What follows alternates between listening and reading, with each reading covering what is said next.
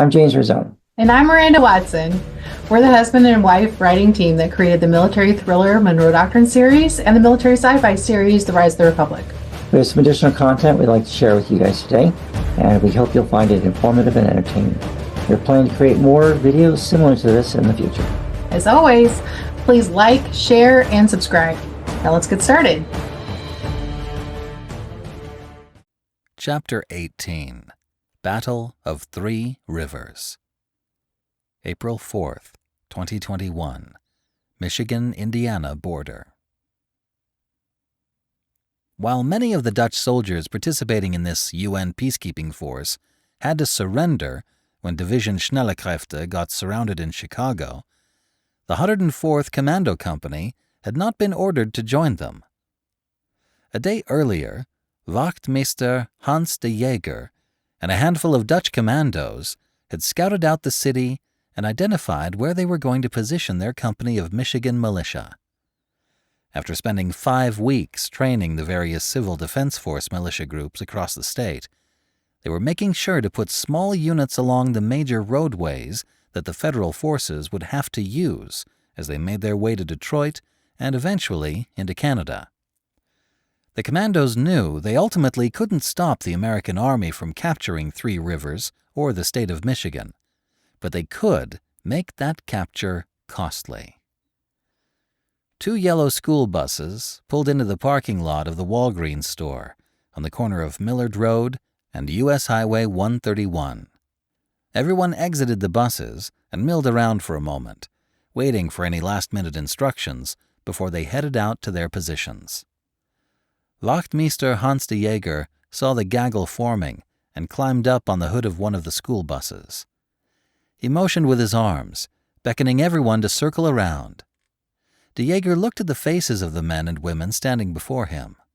Some showed excitement, some fear, but what he saw in all of them was a determination to defend their state and home from a tyrannical dictator in Washington. He couldn't be prouder of this militia team if he tried. He'd spent the last 5 weeks training them how to shoot, how to use machine guns, anti-tank rockets, grenades, and small unit ambush tactics. He'd grown to like these Americans. He saw their patriotism to their cause and their love of their friends, family, community, and country. It was hard, knowing that after today, many of them were going to die. This was going to be their first real test against a professional army. He hoped with every fiber of his being that they'd do well, and many of them would survive the day. This was his team now. De Jager raised his hands to silence the chatter. "Listen up, people," he shouted. "The federal forces are about 2 hours away from our position. This is the moment we've been training for. Our first time we'll be in combat together as the Michigan militia." A few members of the crowd cheered. Others gave each other a high five or slapped a friend jovially on the shoulder. They were excited. "I want the Panzerfaust teams to head to your positions. Remember your training. Let the armored vehicles get close before you pop out and fire. Oh, and Carl, don't forget to make sure the safety is off on the launcher before you leave your covered position." Everyone started laughing at the mention of safety. One of the guys had forgotten to do that during their training, and they had summarily called him Carl ever since. De Jager let them laugh for a minute, easing the tension. Then he continued. "Once your rocket is ready, you need to aim and fire that bad boy quick. Do not stand there and wait to see your rocket hit the target. You need to get back under cover immediately and reload. Those federal soldiers are going to be looking for you guys in particular, and they will light you up if you give them the chance." De Jager scanned his audience. "Where's Martin?" he asked. A slender man near the back raised his hand. "I'm here, Staff Sergeant," he called out. Wachtmeister de Jager smiled. He still had to get used to being called by his American rank. "When you get settled up in your perch, I need you to do your best to stay out of sight and continue to relay what you see back to my command post. I'm not going to tell you guys where I'll be set up for operational security, but I'll be somewhat close by. When Martin here identifies where the federal forces are amassing, that's where I'll send our QRF teams to help." He took a deep breath before he went on. "This is going to be a tough fight, people. Expect the enemy to be ruthless. Make no mistake, friends, they are here to kill you. That means you need to kill them first. Now I want everyone to get to their assigned positions and wait. Stay off the walkie-talkies and don't change channels, or none of us will be able to communicate. As Martin relays the enemy positions, I'll tell you when to attack. Don't attack unless I tell you to, okay? This is important. If we are going to win this fight, then I need you guys to listen to me, okay?" "Yes, Staff Sergeant," came the chorus from his group. De Jager nodded at them. "Okay. Head to your positions and wait." As the group dispersed, De Jager walked up to Martin. "Hey, before you head up to your perch, I want you to have this," he said. "It's a small identification booklet we've put together for you. It has some pictures of the various types of military vehicles you may see. When you relay the enemy positions, I need you to also help identify what type of vehicles you're seeing. That'll help me know how many enemy soldiers are coming toward each position, okay?" Nodding, Martin took the little book. "Can I shoot at any of them?" he asked. De Jager shook his head. "No. Your job is to help identify where the enemy is headed and what kind of vehicles they have, okay? If you start shooting at them, they'll figure out where it's coming from and take you out. You're too exposed up there to last long. Oh, before you leave, when we start firing those mortars, I need you to help us identify where they are hitting, okay? It's just like in training. Tell us if we need to drop 50 meters or move 50 meters to the right. You're our eyes and ears out there. We are counting on you, Martin." De Jager placed a hand on the man's shoulders and looked him in the eyes. "You can do this, Martin." Martin simply nodded, then headed off to his observation post. De Jager turned around as he heard the whining engine noise of an armored vehicle approaching.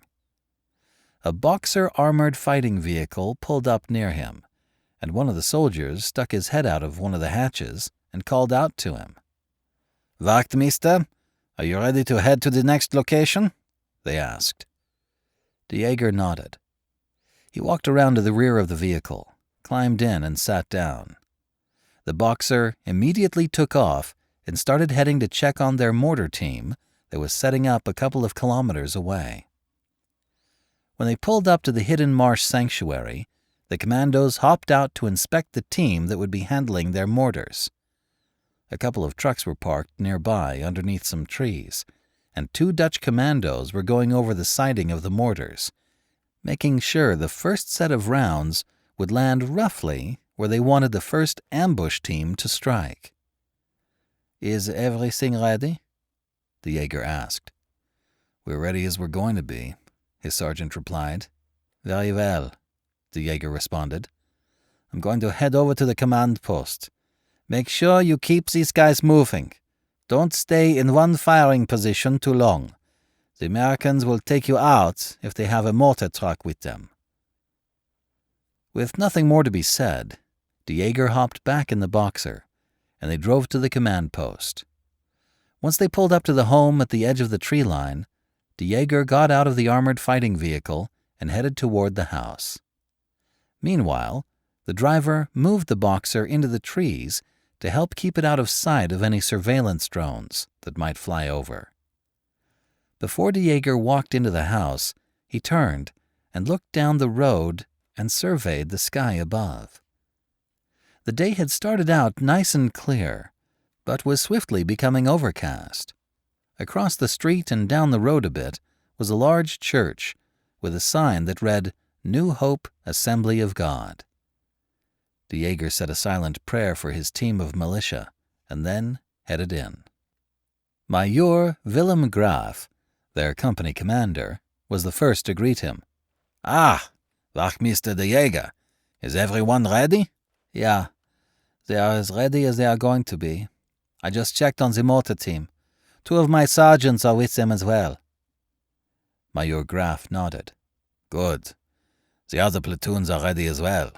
Our scouts show the American force is here," he explained, pointing to a spot on the map approximately 20 kilometers away from the town. "I'm going to head to Battle Creek to check on the other platoons. Lieutenant Colonel von Rossum has the rest of the regiment spread out, covering the main roads leading to Detroit." "Good luck, Major. We'll do our best to hold out here," the Jäger said. Then he snapped off a crisp salute. Then the Major left with one other soldier to head to their next position. Normally, there'd be at least a lieutenant or captain to help manage the coming battle. Sadly, both officers assigned to de Jager's company had been killed earlier in the war. Thus far, no new replacements had arrived from Europe, so de Jager found himself in command of the unit. With nothing more to do than wait, the soldiers in the house brewed up some fresh coffee and scrambled up some eggs for breakfast. "God, I hope this is going to work," Martin thought. He crawled over to get in position. Once in his little perch, Martin placed his Remington Model 783 rifle down. It was a decent .308 caliber rifle with a scope, but nothing fancy like what the Dutch commandos had. Martin had to keep reminding himself that he wasn't a sniper, and he wasn't supposed to shoot. He was just supposed to spot what was happening in the city and report what he saw. Once he got settled in, he unfolded the IR-resistant blanket the commandos had given him and placed it over top of him and his rifle. He made sure his spotter scope was set up, and the little vehicle identification booklet was lying next to it so he could quickly reference it. He also placed a small notepad and pencil on the ground next to him. Before he forgot, he grabbed several protein bars from his patrol pack and put them near his notepad. Nearly an hour went by before Martin heard something, a soft, droning noise like a small airplane. Staying under the blanket, Martin started looking around for what was making the sound. While he couldn't find it, he knew it was probably some sort of army surveillance drone. Those little devils were exactly why the commandos had given him an IR-resistant blanket to hide under. It would help shield him from a casual glance at his position and make sure his heat signature didn't show up. Pulling back from the spotter scope, he picked up his walkie-talkie to send in his first report. "Van Gogh 1, I've got movement on U.S. Highway 131. The vehicles are approaching the Myers supermarket." "Good copy, Dragon 1. What kind of vehicles do you see?" asked the Dutch commando on the other end of the radio. Good question. He looked at the vehicle identification sheet they'd given him, and then back at the vehicles. There were 2 Abrams tanks, 3 JLTVs, 4 M1117 Guardians, and 8 Stryker vehicles. Depressing the talk button on his radio, he relayed the type and number of vehicles. He also made sure to tell the commandos that several of the Stryker vehicles had pulled off into the Meyer parking lot, and a lot of soldiers were starting to get out of them. Some soldiers had moved to the store to check it out, while other soldiers began to set up a perimeter. Martin continued to relay what the soldiers were doing. He explained that a small cluster of vehicles was heading toward the Walmart parking lot down the street. "Dragon 1, we are going to start the fireworks," the Dutch soldier on the other end replied. "I need you to help adjust them once they start." 60 seconds later, Martin heard a soft whistling overhead. An instant later, a loud explosion broke any sense of morning calm. Boom, boom, boom. The 3 mortar rounds landed on the highway, 100 or so meters in front of the Walmart parking lot. The armored vehicles that were driving down the road broke off into 2 groups, as they moved out of the way of any future mortars that might land near the highway. Martin heard more whistling as the next 3 rounds flew overhead, slightly off from the last 3 rounds. These mortars landed practically where the vehicles had just been. It was as if the drivers of those vehicles had anticipated that the next set of rounds was going to impact right on top of them. "Dragon 1, did we hit them?" asked the Dutch commando. "If not, tell us how to adjust fire." Martin spent a few tense seconds explaining where the enemy vehicles were and what was going on. A minute later, he heard more whistling overhead right before the next set of mortars landed. One of the rounds managed to hit one of the Federal vehicles and blow it up. Many of the Federal soldiers dismounted from their vehicles, searching for targets to shoot at. However, several of the strikers expanded their search for the mortar teams. They drove in different directions, their turret gunners at the ready. As he looked through his spotter scope at the soldiers down near the mire, Martin saw 2 of them throw something small into the air, almost like a model plane or something. Doing his best to follow the object, Martin saw the little devices zoom off in a couple of directions. "Oh, crap! Those are the drones the commandos warned us about," he realized. "Van Gogh 1, I just saw one group of soldiers launch some of those small drones. You guys better get a move on before they find you." A short pause ensued before he heard them reply that they were moving positions. Martin returned his attentions to his scope. Some of the Federal soldiers were working on something in the back of one of the strikers. Martin zoomed in a bit more and saw an elongated tube pivot and turn in his direction. In that instant, he knew his mortar team was in trouble. Martin didn't have time to radio in his warning before the soldiers in the back of the vehicle dropped their first mortar round. In the blink of an eye, it flew out of the tube and was on its way to its target. Before Martin could even register what he was seeing, the soldiers fired a second round, then a third. Snapping himself to attention, Martin grabbed his radio. "Van Gogh 1, they're firing mortar rounds at you guys. Get out of there!" In the distance, Martin heard a couple of explosions. Looking back to where he knew his friends had set the tubes up, he saw a massive blast and a lot of black smoke. "Oh man, I think they just got our mortar team," he thought in horror. He hoped his friend George hadn't gotten hurt. Martin looked back down the road. He saw several troop trucks pulling into the Meijer parking lot. There had to be more than 100 soldiers getting out of the vehicles. They were starting to break down into smaller groups as they moved toward the apartments and other buildings near his position. He began to relay where they were headed over the radio. The commandos had given him a map of the city, broken down into squared sectors. All he had to do was name the sector and estimate how many troops were headed that way, and the commandos would take care of coordinating which ambush teams should engage the enemy and when. Martin had to hand it to them. It was a simple, stupid way to keep things easy for a newly trained militia force. Crack, crack, rat-a-tat, rat-a-tat. Gunfire erupted near the Walmart. Martin swept his scope over there to see what was going on. One of the vehicle turrets had turned toward the parking lot and had opened fire on a handful of abandoned cars. Many of the soldiers joined in shooting at the vehicles. The first ambush team had struck.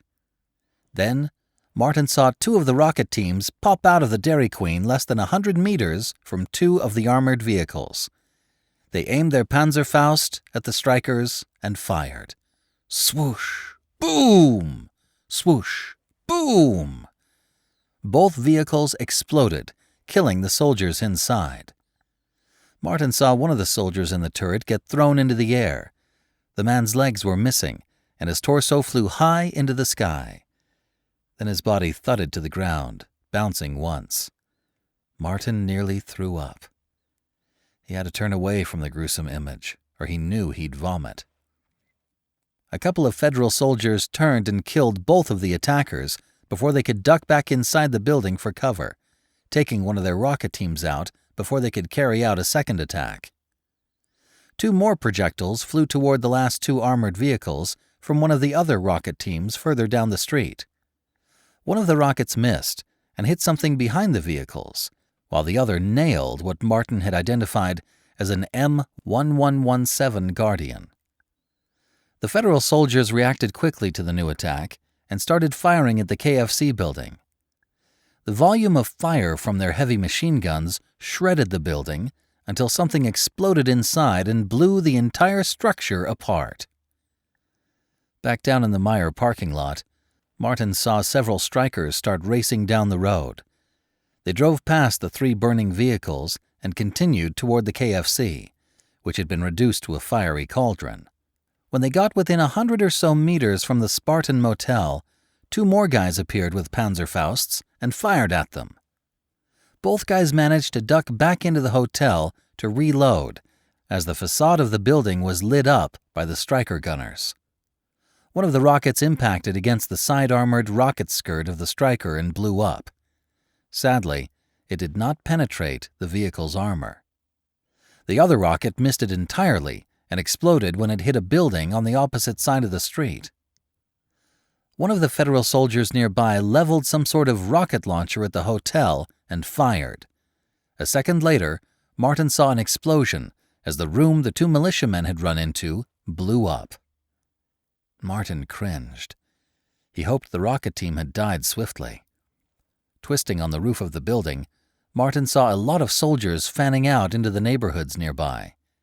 They were running up to houses and apartment buildings, kicking down the doors and searching each building. More gunfire rang out from some of the apartment buildings as small pockets of Martin's militia unit started their attacks. For the most part, their unit had broken themselves down into 2-man rocket teams or 3- and 4-man ambush teams.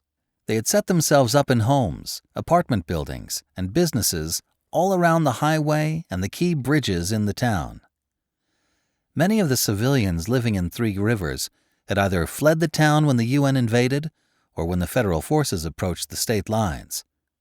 That left very few of the town's residents around, which was a good thing, considering how many gunfights were taking place. As Martin continued to observe what was going on, he realized the Federal soldiers had now passed his position, and he was now inside their perimeter. He kept radioing in what he was seeing and where the enemy soldiers were to the various teams that were still alive. As the day wore on, more and more of his militia unit was taken out. Eventually, he had no one left to report to. He heard small pockets of gunfire, yelling, screaming, and the occasional explosion, but no one was responding to his radio calls. The silence unnerved him. He wondered what he should do next.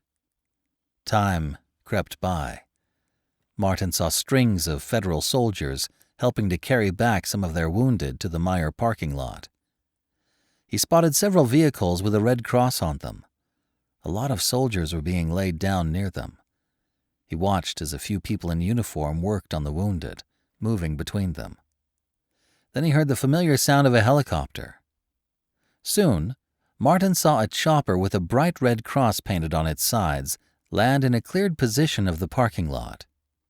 When it did, small groups of soldiers ran out with some stretchers, carrying their wounded comrades. Then the wounded soldiers, who could walk on their own, climbed into the helicopter. Once it lifted off, another chopper landed in its place, and the soldiers rushed the next set of wounded up to it. Then Martin heard a loud, thunderous explosion not too far away. He twisted his body around on the roof and looked north. Just across the river, on the Main Street Bridge, Martin saw that the Shell gas station had blown up. A lot of gunfire erupted in that area, but he couldn't tell which side was winning or where most of it even was. All he could do was listen to it unfold and continue to spread across the town. Looking over the lip of the roof, Martin saw his .306 rifle with his deerscope on it. He wondered if he should have tried to do more to help his comrades out. He'd been told his job wasn't to play sniper. He was supposed to observe and report. But now he didn't have anyone to communicate his information to. Martin tried desperately to raise several of them on the radio, but no one responded to his calls. He looked back at the Meyer parking lot. It was probably around a 300-meter shot to where those helicopters had previously landed.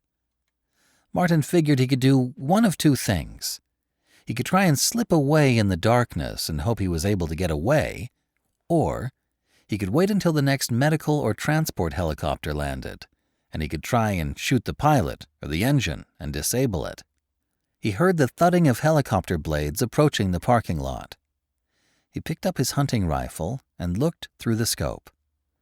The Black Hawk hovered briefly before it settled down on the ground.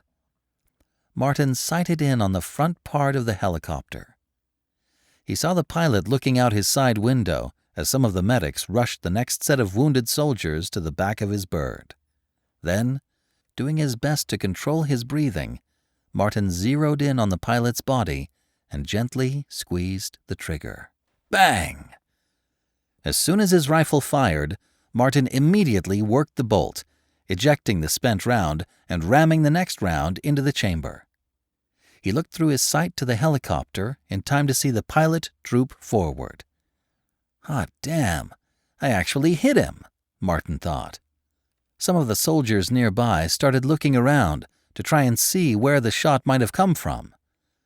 Martin immediately lay flat, doing his best to try and stay small and hidden under his IR blanket. After a few moments, he peeked above the lip of the roof. The helicopter was fully loaded. It took off with the co-pilot flying.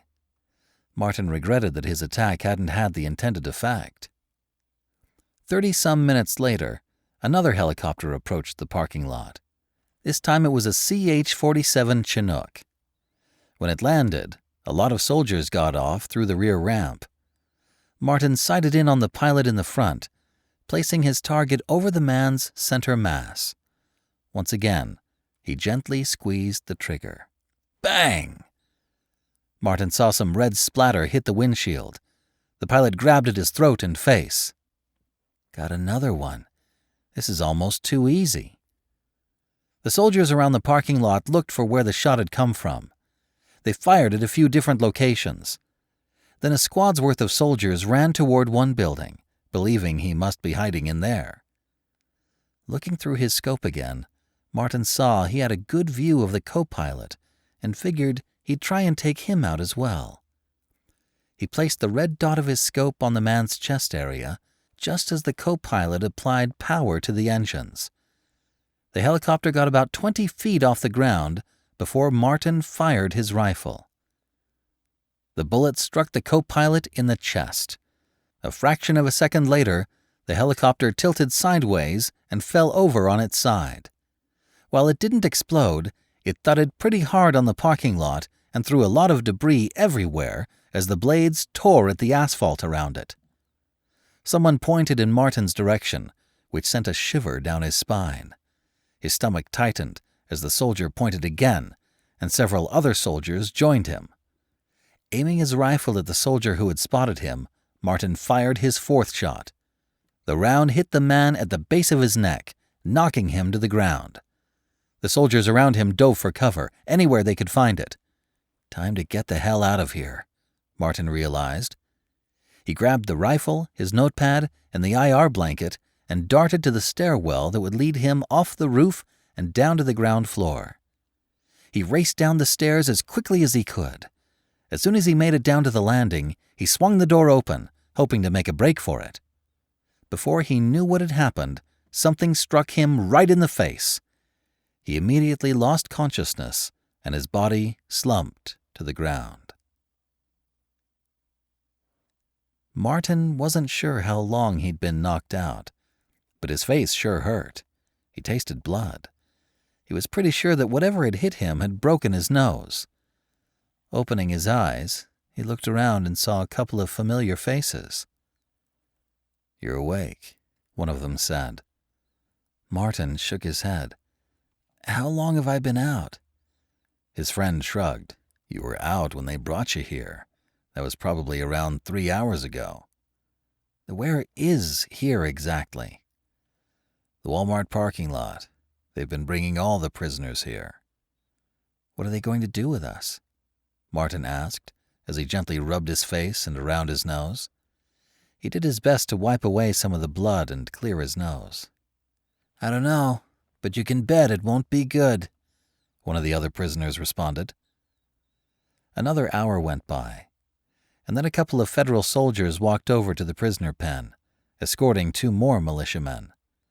Both were wounded in one form or another. Hey, can we get a doctor or medic to help these guys? Demanded Charlie. He was one of the militia team leaders. One of the soldiers stopped and sneered at them. Then he went back to whatever he was doing earlier. For better or worse, they were prisoners. The soldiers had set up some concertina wire in a somewhat large circle and placed them inside it. 3 federal soldiers stood nearby, watching them, smoking cigarettes and talking amongst themselves. Martin got up. Hey, where are you guys from? He asked. One of the soldiers stopped talking with his friends and looked at him. He took a pull from his cigarette, finishing it off as he flicked it to the ground. He stood up and walked over to them. We're from Virginia, he said, as he surveyed the 9 of them in the pen. What are you guys going to do with us? Martin asked. Shrugging, the soldier replied, I honestly don't know. The soldier was about to turn and go back to talking with his friends when he paused, as if weighing whether he should speak. He sighed, and then asked, Why are you guys fighting us? We're all Americans. The question took Martin by surprise. In a way, he hadn't given it too much thought. He didn't vote for Sachs, and felt the man was using the courts as a means to stay in office beyond his term. He believed it was wrong, and he needed to stand up and be a part of history in stopping him. He looked the soldier in the eye. I think Sachs is a dictator who won't leave office. I suppose that's why all of us are fighting you guys. One of the other soldiers guarding them got up and walked over to them. You realize our country is being invaded by more than 200,000 Chinese soldiers, right? We should be down there, repelling them, not having to fight you guys. Hell, you guys should be down there with us, sending them back to China. The Chinese invaded? Martin asked himself. When the hell did that happen? The soldier must have seen his perplexed expression. You guys didn't even know that, did you? He asked. Well, the UN forces also nuked Guam, Arizona, and Oklahoma. They used a nuke on one of our carrier battle groups in the Pacific and hit San Diego with an EMP. More than 200,000 Americans were killed in less than 10 minutes. He shook his head. You all have been duped. You're fighting on the wrong side of this conflict. Martin felt like a deer caught in headlights. He didn't say anything else. He just sat down. Judging by the looks on the other prisoners' faces, they probably felt the same way he did. If this is true, then what have we been fighting for? He asked himself. He sure didn't want the Chinese running the country. He felt compelled to spread this news to others so they could put an end to the fighting. Washington, D.C., White House, Situation Room. President Sachs zeroed in on his NSA representative, Deputy Director Tony Wilds. He took his seat at the head of the table, then motioned for everyone else to take their seats. Tony, I want to get right down to business on bullet 6 of the agenda. What are we doing to counter these deep fakes and the horrendous misinformation taking place on social media and in the news? Tony stumbled for a moment with his response, seemingly caught off guard that his item would be the first one discussed. Yes, Mr. President. Our organization has been doing our best to try and identify where this misinformation has been originating, as well as how it's being disseminated. We've tracked down several of the largest producers of these deepfakes to a company located in Shanghai, China. Sorry for interrupting, Tony, said the president, but it occurred to me that your group may need some context. When you say deepfakes, you're referencing the videos being created of Marshall Tate pleading for peace and calm, and then the videos of me looking like a raving maniac demanding the blood of my political enemies, correct? Tony Wilds nodded. Yes, Mr. President, exactly. But it's worse than that, sir. They are also generating these same types of videos of various congressional members, celebrities, sports figures, musicians, etc., all pushing or promoting a specific agenda. It's gotten so bad no one knows what's real and what isn't. Can't people tell these are fake videos being generated? Asked the president's chief of staff, a confused look on his face. Wilds shook his head. No, they can't. The technology has gotten so good, you can't tell that these are just computer-generated videos. How the hell is this even possible? Barked the president. He'd seen a number of these videos of him saying some truly outlandish things, and it incensed him to no end.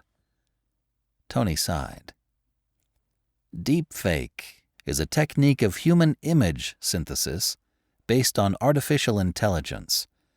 They're using something called a generative adversarial network, which basically has one computer using AI creating a video and audio of whatever it is they created, and then a second computer doing whatever it can to detect the falsehoods in the fake video. The two computers essentially wargame this against each other until the deepfake is so accurate, even the AI computer can't detect it. Once they've generated the message they want, they pump it out into the various social media channels and plaster it all over the internet. For example, if they want to target women in a certain age range, they may create a message that'll resonate with them and then propagate that message on Pinterest or Instagram to reach that specific audience. Using Facebook and Google data, these groups essentially know exactly what people in a specific neighborhood or congressional district are talking about, researching on the internet, or watching on YouTube, so they can socially engineer a message that will resonate with them. As that message takes root and gets shared, commented on, liked, or hated, they integrate that user feedback into new messages they create. Tony paused for a second as he shook his head and then looked up at the president. Sir, these outside actors have completely and utterly weaponized social media and the internet against us. Our own message can't even get out or resonate because it's being completely distorted by what these other groups are able to do. I mean, it's not even just China.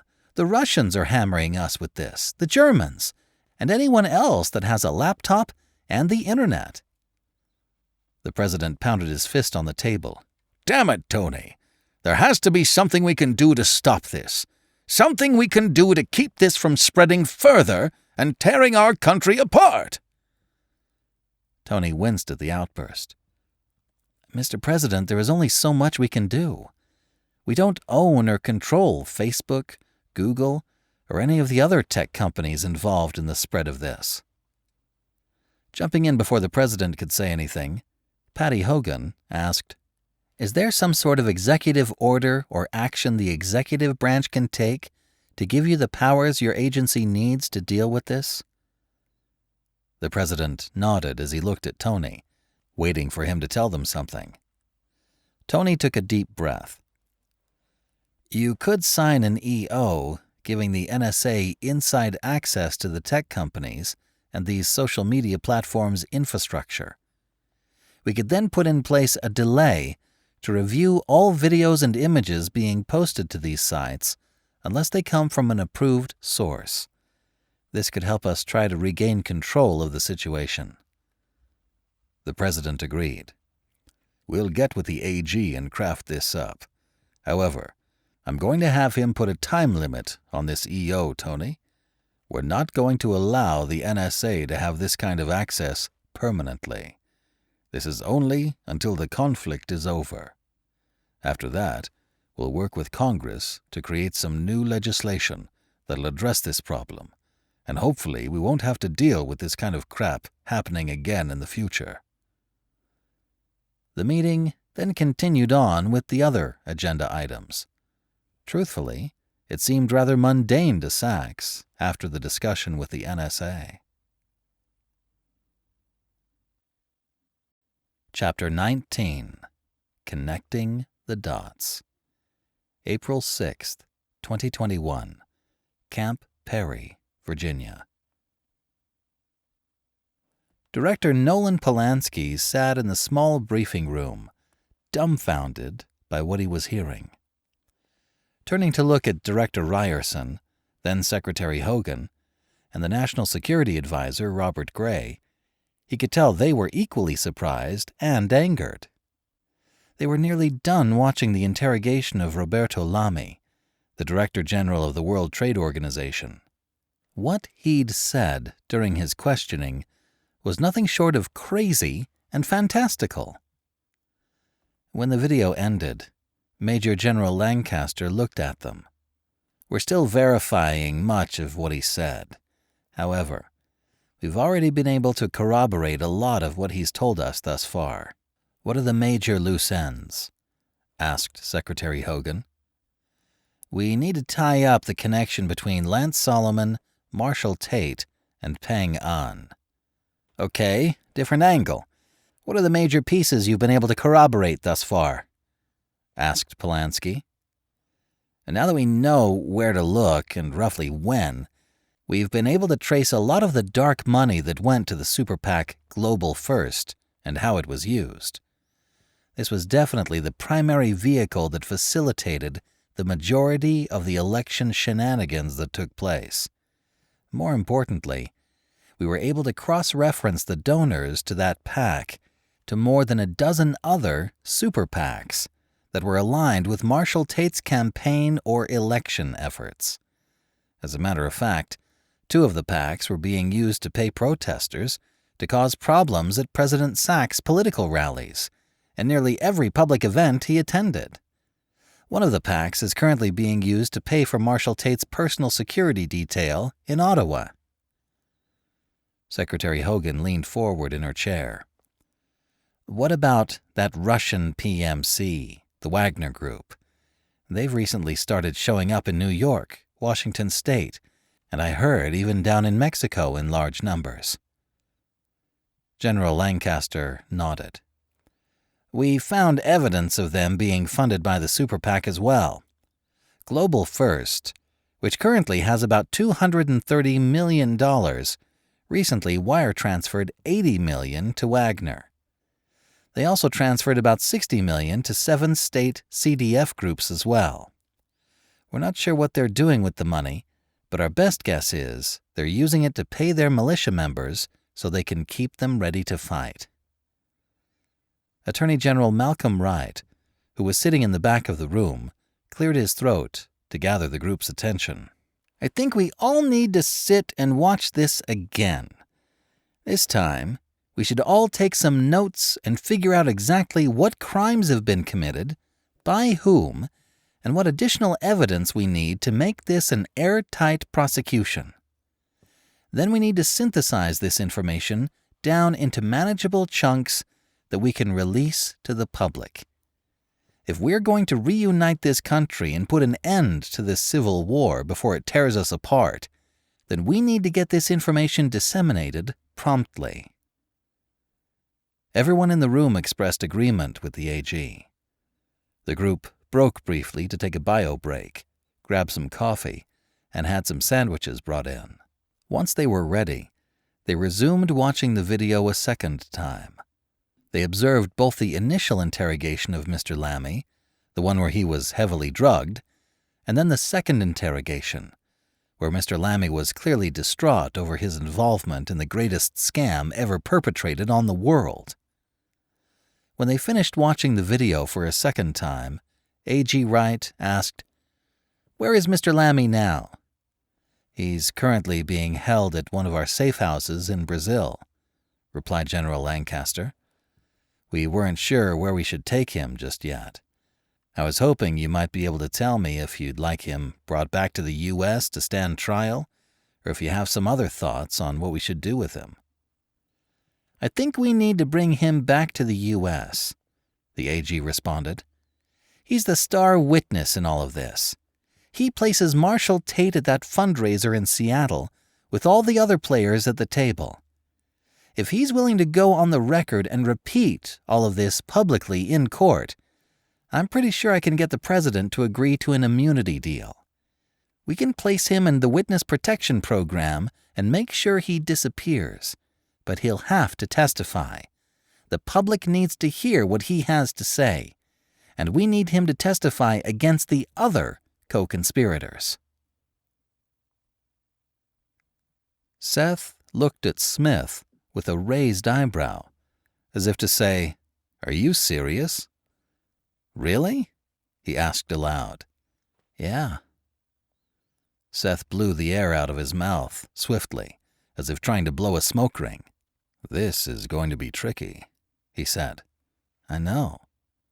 "So, how do we do it?" Now it was Smith's turn to sigh. If they wanted us to get him out of Brazil, they should have told us that a week ago before his wife became hysterical about his disappearance. She's been raving in the media about him being missing. His face is all over the media. The Brazilian president has made it a national priority to find him. Hell, as soon as his co-conspirators learned he was gone, they ponied up a multi-million-dollar reward for information leading to his recovery. Moving him is going to be difficult, to say the least. "What about smuggling him to the hangar and putting him on our jet?" asked Seth. Smith shook his head. "I already looked into that. The state police are checking all vehicles coming to and going from the airports. I even looked at the smaller regional airports and the private airports out in the countryside. They have those locked down as well. I think our best bet at this point is to either sit tight with him here or try to smuggle him out on a boat." The mention of a boat got Seth thinking about an old mission he'd been a part of when he first joined Special Forces. His team had gotten into some trouble in an Asian country, and they had to be extracted by the Navy. A Navy Special Warfare boat team picked them up with a rigid inflatable boat and then linked up with a mothership further out at sea. Looking up at Smith, Seth proclaimed, "I have an idea." Smith smiled mischievously. "See? I knew you'd figure this out for us." This has been Invasion, the Falling Empires series, Book 3. Written by James Rosone and Miranda Watson. Narrated by B.J. Harrison. Copyright 2019 by Frontline Publishing.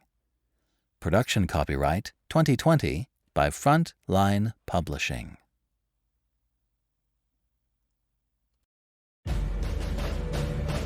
Thank you for watching our video. If you enjoyed it, don't forget to like, subscribe, and hit the notification bell so you'll never miss another video. In the meantime, we have plenty of reading material to keep you busy. You can find it all on our website, frontlinepublishinginc.com.